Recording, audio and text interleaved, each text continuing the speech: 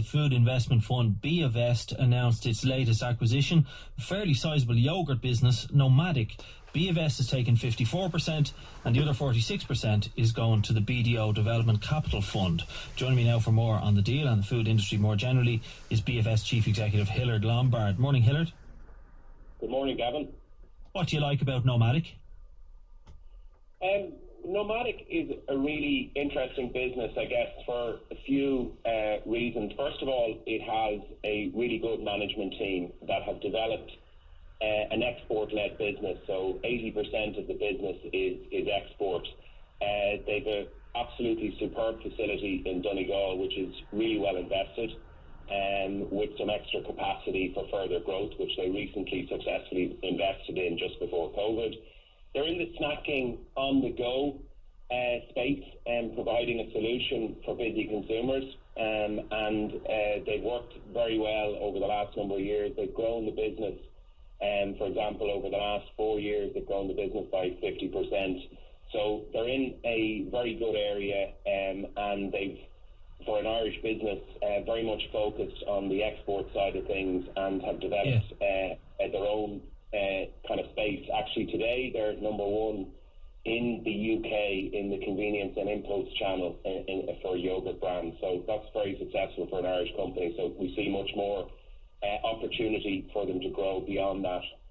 Yeah, well, obviously that's a kind of a nice number of selling points for you there, and it is a chunky enough deal, a 20 million plus deal. You mentioned that this is sort of yogurt for on the go, and it's that kind of style where you have the little bit of yogurt and then you have a little pot of oats or whatever to tip in on top of it. But COVID probably doesn't help that kind of category if there's more people working at home. Well, the main thing about the category, I guess, is it is on the go. So it just does require circulation of people, and obviously that's restricted in COVID. But I think what its customers and indeed the company has done throughout COVID is spread its distribution, from city centres into towns and into villages, etc. So once it is available to the consumer, even if they're working at home, you have to get out locally, and actually, if you think about it, through COVID, we did, go more on the go outside. So it does facilitate that. However, of course, in an absolute full lockdown, where people are very much restricted, that would have an impact and did have an impact on the business. Yeah, you mentioned people are more on the go outside. I presume you're referring there to restaurants and things being closed, so maybe people were buying more stuff in the grocery format, is that it? They'd be buying more stuff in the grocery format, or kind of, out to go for a walk, or if you're working at home, you might go out and in the afternoon, but you go locally. So once you widen your distribution and it isn't a requirement for you to sit indoors, it actually works well. And actually this product, if you even think about it in the context of canteens, etc., should that all ever return to any kind of level, it's a very good product to kind of service as a format that is just available to you, that you can actually just take yourself from a vending, or it packed itself with its own spoon, etc. So that's good from a COVID point of view in a workplace or otherwise, if that makes sense.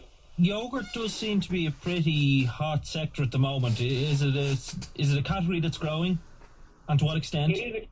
It is a category that has growth, and particularly kind of in the impulse channel, and particularly when you can provide, different solutions. So, for example, they've got great innovation in Nomadic in breakfast, Bircher, for example. Protein is another area that they've expanded into, kind of higher protein within the yogurt, and adding, the complements of oats, etc. So there's a lot you can do. Kefir is another area which is expanding and growing. So between the yogurt element and then the addition that you make to it, there's a lot that can be done. And then if you package it in a great format for the consumer, you're delivering, some protein for people in kind of busy lifestyles. So it's a very much kind of ready-to-eat sector is what they're servicing with the traditional yogurt, but adding dimensions to it from a health point of view, etc. Why are you teaming up with Development Capital for this? It's kind of an unusual format, I would suggest, compared to a lot of the private equity deals we'd see here. I guess, first of all, we're very happy to team up with Development Capital.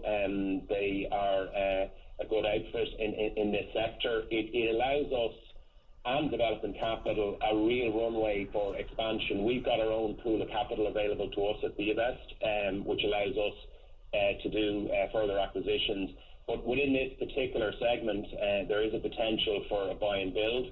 And we've got two complementary private equity businesses investing side by side. So, I've seen that before in the context of, where it's not just one business. We would look to potentially buy further businesses within this particular vehicle in this sector that's complementary over a period of time.